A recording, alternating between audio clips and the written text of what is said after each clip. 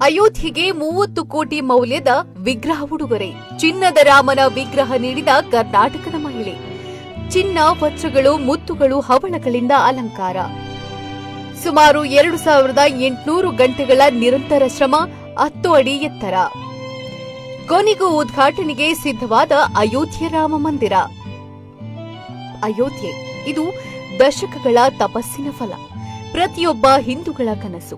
ಇಲ್ಲಿ ಕಳೆದ ವರ್ಷ ಶ್ರೀರಾಮನ ಪ್ರಾಣ ಪ್ರತಿಷ್ಠಾಪನೆ ಮಾಡಲಾಗಿದೆ. ಇನ್ನೇನು ಉದ್ಘಾಟನೆಗೆ ಅಯೋಧ್ಯೆ ಸಿದ್ಧಗೊಂಡಿದೆ. ಈ ವೇಳೆ ಶ್ರೀರಾಮ ಜನ್ಮಭೂಮಿ ತೀರ್ಥಕ್ಷೇತ್ರದಲ್ಲಿ ಭಕ್ತಿ ಮತ್ತು ಕಲಾತ್ಮಕತೆಯ ಸಮನ್ವಯದ ಮತ್ತೊಂದು ಸುಂದರ ಅಧ್ಯಾಯ ಆರಂಭವಾಗುತ್ತಿದೆ.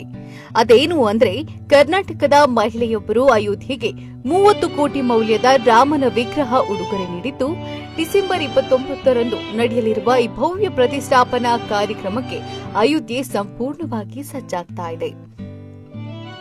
ಈಗಾಗಲೇ ದಕ್ಷಿಣ ಭಾರತದ ಹೆಮ್ಮೆಯ ಶಿಲ್ಪಕಲಾ ಪರಂಪರೆಯನ್ನ ಹೊತ್ತ ಕರ್ನಾಟಕ ಶೈಲಿಯ ಶ್ರೀರಾಮನ ಚಿನ್ನದ ವಿಗ್ರಹವು ಈಗ ರಾಮನಗರಿ ಅಯೋಧ್ಯೆಯನ್ನ ತಲುಪಿದ್ದು, ಡಿಸೆಂಬರ್ 29ರಂದು ಭವ್ಯ ಪ್ರತಿಷ್ಠಾಪನಾ ಕಾರ್ಯಕ್ರಮ ನಡೆಯಲಿದೆ. ಹೀಗಾಗಿ ಪ್ರತಿ ಹಿಂದೂ ವ್ಯಕ್ತಿಯ ನರನಾಡಿಗಳಲ್ಲಿ ಭಕ್ತಿಯ ಭಾವ ತುಂಬಿದೆ.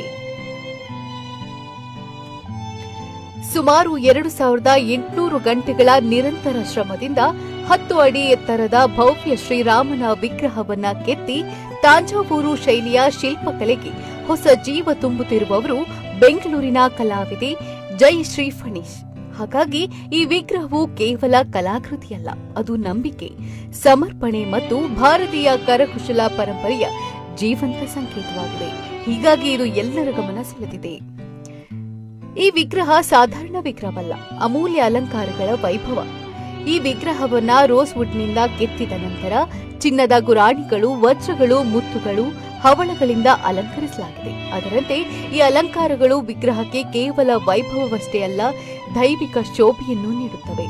ಶ್ರೀರಾಮನ ಜೊತೆಗೆ ಹನುಮಾನ್, ಗರುಡ ಮತ್ತು ದಶಾವತಾರದ ಸೂಕ್ಷ್ಮ ಚಿತ್ರಣಗಳು ವಿಗ್ರಹದ ಆಧ್ಯಾತ್ಮಿಕ ಮಹತ್ವವನ್ನ ಸಾರಿ ಸಾರಿ ಹೇಳುತ್ತವೆ. ಈ ಶ್ರೀರಾಮನ ವಿಗ್ರಹವನ್ನ ತಾಂಜಾವೂರು ಶೈಲಿಯಲ್ಲಿ ಕೆತ್ತಲಾಗಿದೆ. ಅದರಂತೆ ಈ ಮಹಾಕೃತಿಯನ್ನ ಪೂರ್ಣಗೊಳಿಸಲು ಜಯಶ್ರೀ ಅವರು ಒಟ್ಟು 9 ತಿಂಗಳು ಅಂದ್ರೆ ಸುಮಾರು 2800 ಗಂಟೆಗಳ ಕಾಲ ಶ್ರಮಿಸಿದ್ದಾರೆ ಎನ್ನಲಾಗಿದ್ದಾರೆ. ಇದನ್ನು ನೇರವಾಗಿ ಮರದ ಮೇಲೆ ಕೆತ್ತನೆ ಆರಂಭಿಸುವ ಮೊದಲು ಥರ್ಮಕೋಲ್ ಮಾದರಿಯನ್ನ ತಯಾರಿಸಿ ವಿನ್ಯಾಸವನ್ನ ಪರಿಷ್ಕರಿಸಲಾಗಿದೆ. ಇದರಿಂದ ವಿಗ್ರಹದ ಸಮತೋಲನ, ಆಕಾರ ಮತ್ತು ನಿಲುವನ್ನ ನಿಖರವಾಗಿ ರೂಪಿಸಲು ಸಾಧ್ಯವಾಯಿತು ಎನ್ನಲಾಗಿದೆ. ಈ ವಿಗ್ರಹದ ನಿರ್ಮಾಣದಲ್ಲಿ ಅತಿ ಕಠಿಣ ಹಂತವೆಂದರೆ ಶ್ರೀರಾಮನ ಮುಖವನ್ನ ಕೆತ್ತುವುದಾಗಿತ್ತು ಎನ್ನಲಾಗಿದೆ.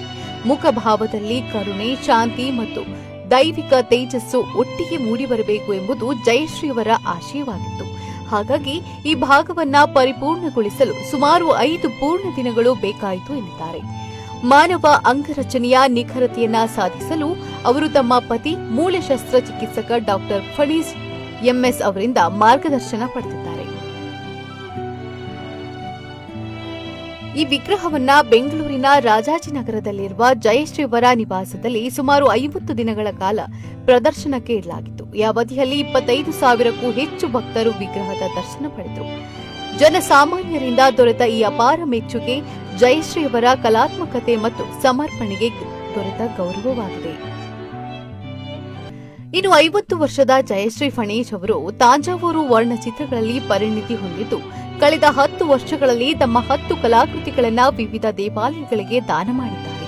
ಹಾಸನ ಜಿಲ್ಲೆಯ ದೊಡ್ಡಮಗ್ಗೆ ಗ್ರಾಮದ ದೇವಾಲಯವೊಂದರಲ್ಲಿ ವರ್ಣಚಿತ್ರವನ್ನ ಸಮರ್ಪಿಸುವ ಸಂದರ್ಭದಲ್ಲಿ ಅಯೋಧ್ಯೆಯ ಕೇಂದ್ರ ದೇವತೆಯಾದ ಬಾಲರಾಮನ ಕಲಾಕೃತಿಯನ್ನ ನಿರ್ಮಿಸುವ ಆಸೆಯನ್ನ ಅವರು ಮೊದಲ ಬಾರಿಗೆ ವ್ಯಕ್ತಪಡಿಸಿದರು. ಈ ಆಲೋಚನೆಯೇ ಮುಂದಾಗಿ ಬೆಂಗಳೂರಿನ ಉದ್ಯಮಿ ಜಿಕೆ ಪ್ರಮೋದ್ ಸೇರಿದಂತೆ ಕೆಲವರು ದೇವಾಲಯದ ಅಧಿಕಾರಿಗಳನ್ನ ಸಂಪರ್ಕಿಸಲು ನೆರವಾದರು. ಆ ಬಳಿಕ ಈ ಮಹತ್ವಾಕಾಂಕ್ಷಿ ಕಲಾಕೃತಿಯನ್ನ ಪೂರ್ಣಗೊಳಿಸಲು ಜಯಶ್ರೀ ಅವರಿಗೆ 9 ತಿಂಗಳುಗಳ ಕಾಲ ತೆಗೆದುಕೊಂಡಿದ್ದಾರೆ. ಈ ಎಲ್ಲ ಪೂರ್ಣಗೊಳಿಸಿ ಅಯೋಧ್ಯೆಗೆ ಕಳಿಸಿದ್ದಾರೆ. ಇದಕ್ಕೆ ಈಗ ಎಲ್ಲೆಡೆ ಭಾರಿ ಮೆಚ್ಚುಗೆ ವ್ಯಕ್ತವಾಗುತ್ತಿದೆ.